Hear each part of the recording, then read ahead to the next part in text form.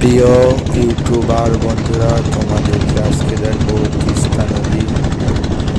হরিপুর যাচ্ছি আমরা নৌপথ দিয়ে, আজকে গাড়ি করে না গিয়ে নৌপথ দিয়ে হরিপুর